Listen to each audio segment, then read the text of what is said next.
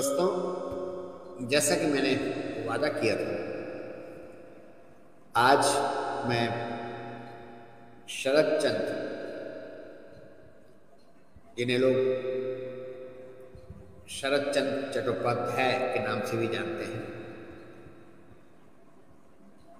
की कहानी बलि का बकरा का पाठ सुनाऊंगा। उससे पहले शरत चंद्र के बारे में थोड़ा सा परिचय होगा। शरत चंद्र का जन्म 1876 ईस्वी में हुआ था, 15 सितंबर को, और उनकी जो मृत्यु है वो 16 जनवरी 1938 को हो गई। शरत चंद्र बांग्ला के सुप्रसिद्ध कहानीकार, उपन्यासकार तो थे ही, वो भारत और अन्य भाषाओं में भी अपनी अनूदित रचनाओं के कारण काफी विख्यात हैं और काफी पढ़े जाते हैं।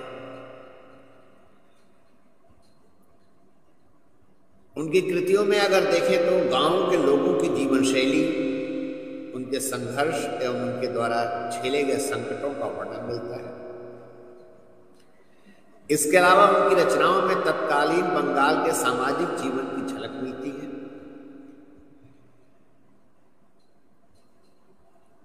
कहा जा सकता है कि शरत चंद्र भारत के सर्वकालिक सर्वाधिक लोकप्रिय तथा सर्वाधिक अनूदित लेखक हैं। उनके उपन्यासों की एक लंबी फहरिस्त है। बड़ी दीदी, विराजबो, परिणीता, बैकुंठेर कुइल, पल्ली समाज, चंद्रनाथ, आरक्षणीया, पंडितम शाही, देवदास, चरित्रहीन, श्रीकांत, निष्कृति, दत्ता, गृहदाह, बामुनेर में,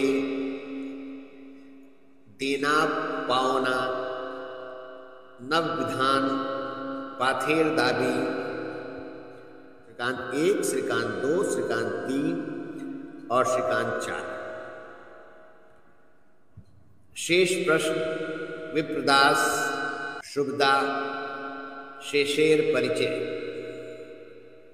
इसके अलावा उन्होंने कुछ नाटक भी लिखे, षोडशी, रमा, विराजबो, विजया, कहानियां जो गल्प के रूप में हैं, जिनको गल्प कहा जाता है बांग्ला में, रामेर सुमति, बिंदुर छेले, पथ निर्देश, मेज दीदी, आधान्वे, आलो, दर्पचू, काशीनाथ, छवि, बिलासी, मामलार फल, हरिलक्षी, महेश, अभागीर स्वर्ग, अनुराधा, सती, परेश। शरत चंद्र को कई पुरस्कार भी मिले, कई सम्मानों से उन्हें नवाजा गया। जगत तारणी गोल्ड मेडल कलकत्ता विश्वविद्यालय में इनको प्रदान किया 1923 में।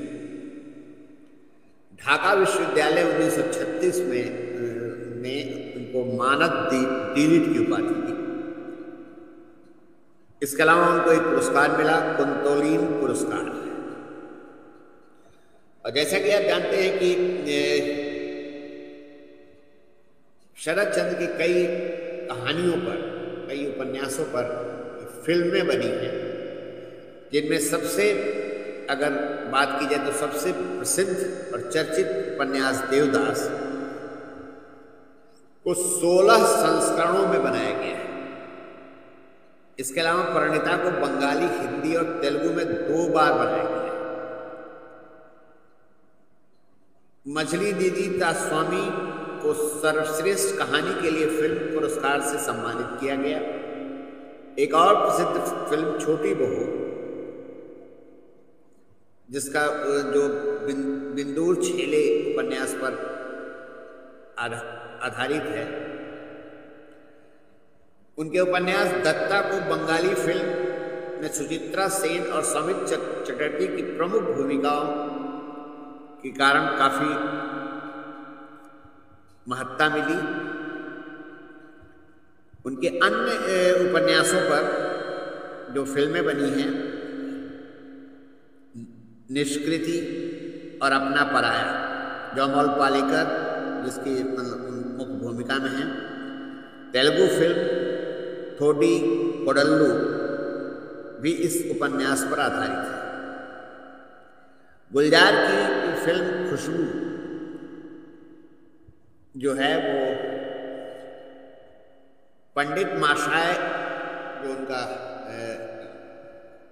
कहानी उनकी जो है उस पर उससे प्रेरित है उस फिल्म की कहानी। आचार्य अत्रेय द्वारा 1961 में तेलुगु फिल्म वाग्दानम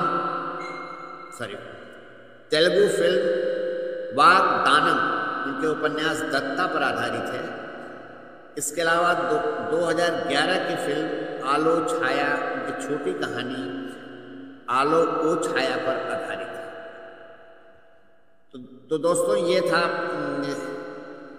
शरद चंद्र के बारे में। अब मैं उनकी कहानी बलि का बकरा का पाठ आपको सुनाने जा रहा हूं। बलि का बकरा, लोग उसे लालू के नाम से पुकारते थे, लेकिन उसका घर का नाम कुछ और था। तुम्हें यह पता होगा ही कि लाल शब्द का अर्थ प्रिय होता है। यह नाम उसका किसने रखा था यह मैं नहीं जानता, लेकिन देखा ऐसा गया है कि कोई कोई व्यक्ति यूं ही सबके प्रिय बन जाते हैं। लालू भी ऐसा ही व्यक्ति था। स्कूल से पास होकर हम कॉलेज में दाखिल हो गए। लालू ने कहा, भाई अब मैं रोजगार करूंगा। इसके बाद अपनी मां से 10 रुपए मांगकर उसने ठेकेदारी का काम करना शुरू कर दिया।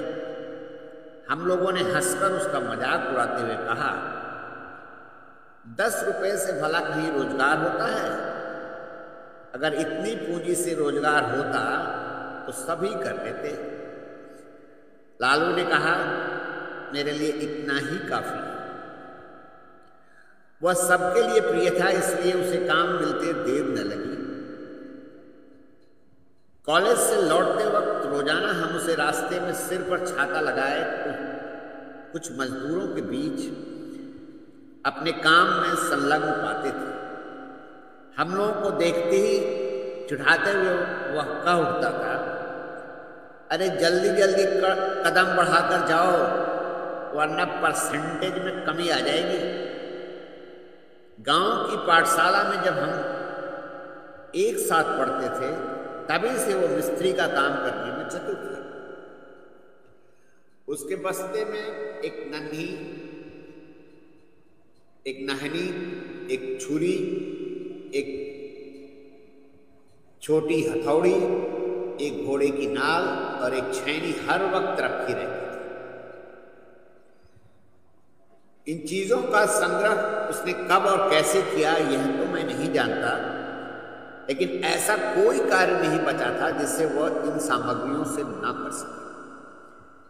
स्कूल के सभी साथियों का छाता मरम्मत, स्लेट का फ्रेम ठीक करना, खेलकूद के समय पाजामा या कमीज को सी देना, इसी तरह बहुत से काम वो कर दिया करता था। किसी भी कार्य के लिए इनकार उसने कभी नहीं किया। इससे के अतिरिक्त भी नाना प्रकार की चीजें बनाया करता था। एक बार छठ के मेले के समय 2 आने का रंगीन कागज और मिट्टी के प्याले खरीद कर न जाने क्या क्या बनाकर उसने गंगा के किनारे बैठकर उन खिलौनों को 2.5 रुपए में बेचा था। उस मुनाफे की रकम से उसने हम लोगों को चिनिया बादाम खिलाया था। चिनिया बादाम मूंगफली।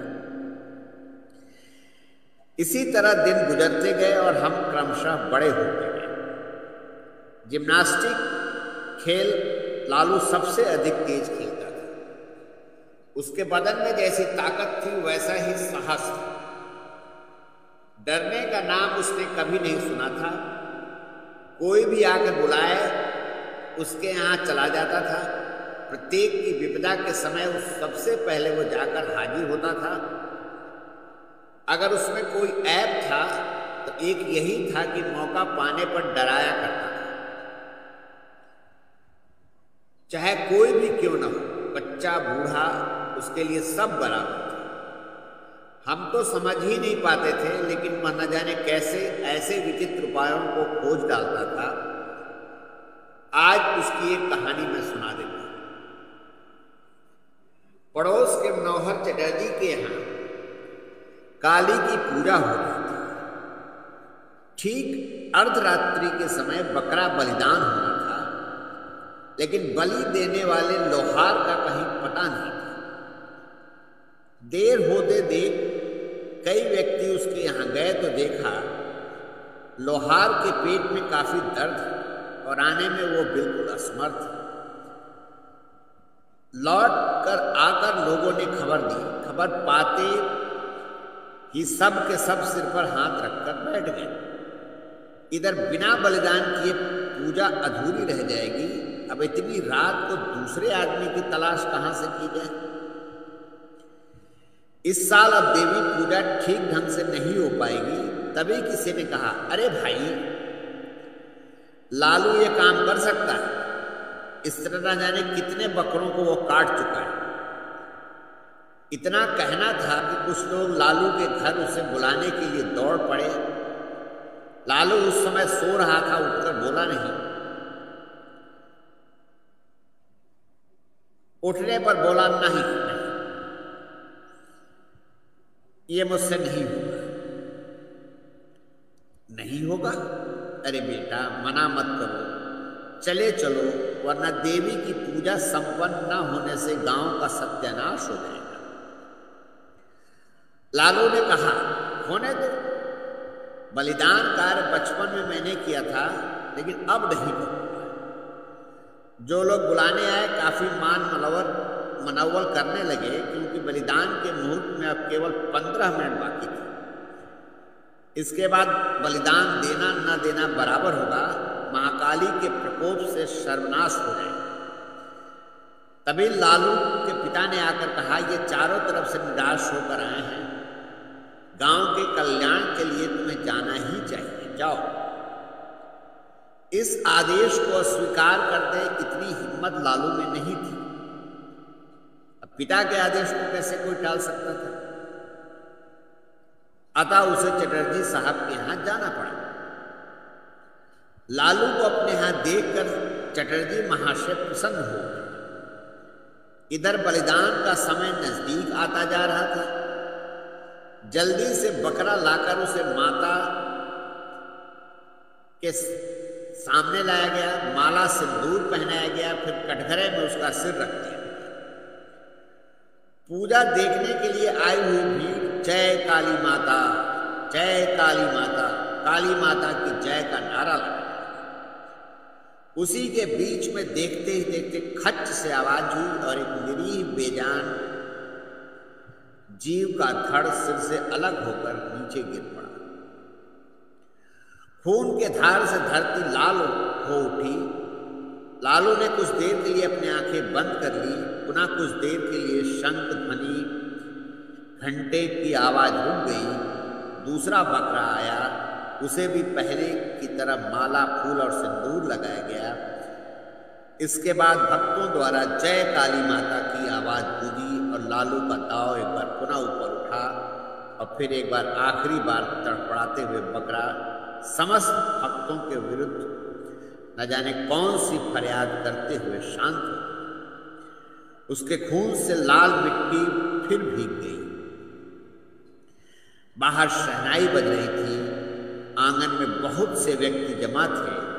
सामने गलीचों के ऊपर मनोहर चटर्जी आंखें बंद करके इष्ट नाम जप रहे थे।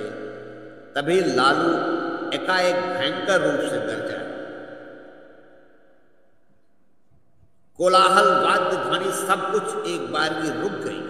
सबकी कौतूहल भरी निगाहें लालू की तरफ घूम गई। लालू ने बड़ी बड़ी आंखें नचाते हुए कहा, और बकरा कहाँ है? घर के भीतर से किसी ने डरते हुए पूछा, और बकरा? 2 ही का तो बलिदान होने वाला था।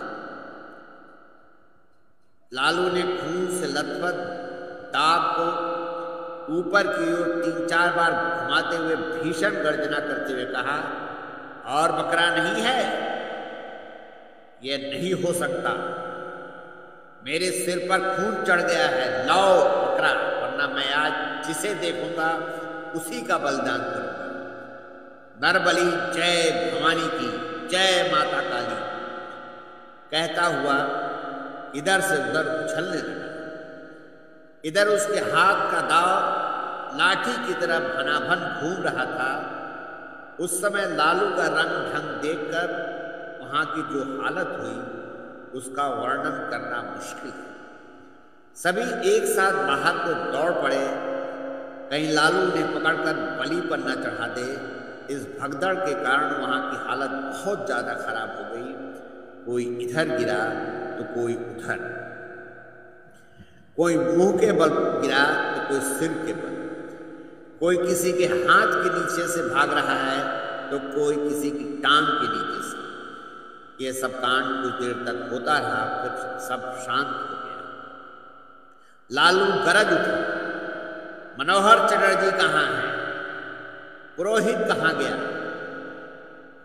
पुरोहित महाशय दुबले पतले थे और इसी भगदड़ के समय काली देवी की प्रतिमा के पीछे जाकर छिप गए थे। गुरुदेव महाशय कुशासन पर बैठे माला जप रहे थे। हालात देखकर वो भी बड़े खंबे की आड़ में जा छिपे थे।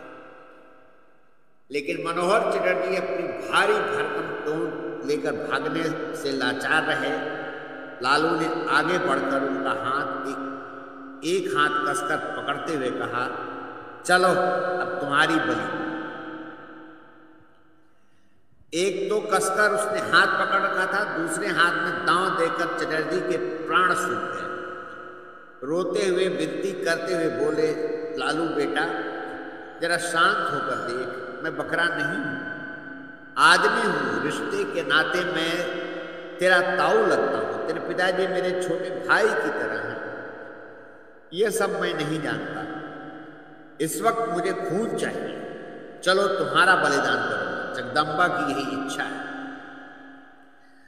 चटर्जी फपक कर रोते हुए बोले, नहीं बेटा, मां की यह इच्छा नहीं है। वे तो जग जननी है। वे जग जननी है, इसका पता है तुम्हें? तब फिर बकरा बलिदान करोगे? मुझे बलिदान देने के लिए बुलाओगे? चटर्जी ने रोते रोते कहा, नहीं बेटा, अब बलिदान कभी नहीं कराऊंगा। मैं काली माता के सामने कसम खाता हूं, आज से मेरे यहां कभी बलिदान नहीं होगा। ठीक कह रहे हो ना? हाँ बेटा, ठीक कह रहा हूं। अब कभी नहीं कराऊंगा। मेरा हाथ छोड़ दो बेटा, मैं पाखाने जाऊंगा। लालू ने हाथ छोड़ते हुए कहा, अच्छा जाओ, तुम्हें छोड़े दे रहा हूं। लेकिन पुरोहित कहाँ गया और गुरुदेव वो कहाँ गया? कहता हुआ एक बार फिर गरज उठा। फिर कमरे में से इधर उधर टहलते हुए बरामदे के करीब आ गया। उसका भयंकर रूप देखकर खंबे की आड़ से गुरुदेव और प्रतिमा की आड़ से पुरोहित जी दोनों एक साथ करुण स्वर में 2 प्रकार की आवाजों में चीख उठे। दोनों का स्वर 2 ढंग का ऐसा बेसुरा हो गया कि लालू अपने को संभाल नहीं पाया। हो कर हंसते हुए दाव एक ओर फेंक कर भाग खड़ा। तब यह किसी को समझते देर न लगी कि लालू ने यह सब ढोंग किया था। सचमुच उसके ऊपर काली माता सवार नहीं हुई थी। ये कांड लोगों को डराने के लिए ही उसने किया था। थोड़ी देर बाद पुनः भक्तों की भीड़ जुट गई। अभी पूजा पूरी नहीं हुई थी। थोड़ी देर में महाकलरव के साथ पूजा समारोह शुरू हो गया। मनोहर चटर्जी ने नाराज होकर कहा, कल ही कमबख्त ललुआ को 50 जूते उसके बाप से लगवाऊंगा। लेकिन उसे जूते नहीं खाने पड़े। सवेरा होने के पहले ही गांव से गायब हो गया। एक हफ्ते बाद वह एक दिन शाम के समय मनोहर चटर्जी के यहाँ आकर उनसे माफ़ी मांगाया। बाप की नाराज़गी भी दूर हो गई। लेकिन इससे एक फ़ायदा यह हुआ कि उस घटना के बाद मनोहर चटर्जी के यहाँ फिर कभी बलिदान नहीं हुआ। तो दोस्तों, ये थी कहानी शरद चंद्र की बलि का बकरा। मैं अगले हफ्ते फिर आपके सामने एक और ही बेहतरीन कहानी लेकर के उपस्थित होऊंगा। तब तक के लिए धन्यवाद और नमस्कार।